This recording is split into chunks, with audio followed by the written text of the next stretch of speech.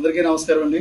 ఈ రోజున ఇక్కడ ఇబ్రహీంపట్నంలో ఒక పసిపిల్లవాడిది సైకిల్ తీసుకెళ్తే వాడి పిల్లలు తీసుకెళ్లి ఆడుకొని తొక్కుకుంటుంటే మొన్న 29వ తారీఖున ఈ ఇక్కడ స్థానికంగా ఉన్నటువంటి మాజీ మంత్రి జోగి రమేష్ గారు వారి యొక్క అనుచరులు పిల్లవాడి దగ్గర సైకిల్ తీసుకొని ఆ రోజున వారి కుమారుని యొక్క రిసెప్షన్ కార్యక్రమానికి ఇచ్చేసినప్పుడు చాలా దుర్మార్గంగా పసివాడి పిల్లవాడి సైకిల్ తీసుకుని నేలకేసి పదే కొట్టి సైకిల్ పూర్తిగా డ్యామేజ్ చేశారు.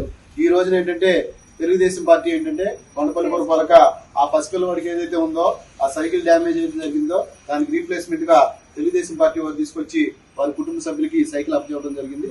ఏదేమైనా ఏంటంటే ఇలాంటి పైశాచిక ఆనందం పొంది ఒక తెలుగుదేశం పార్టీ సింబల్ గా ఉన్నటువంటి సైకిల్ ని ఈ రకంగా పసిపిల్లవాడి దగ్గర లాక్కొని పదే ఇసిరేసి చేయడం చాలా దుర్మార్గమైన చర్య. వీళ్ళు 170 సీట్లు 11 సీట్లకు పరిమితమైనా కానీ ఇంకా వీళ్ళకి సిగ్గు రాలేదు.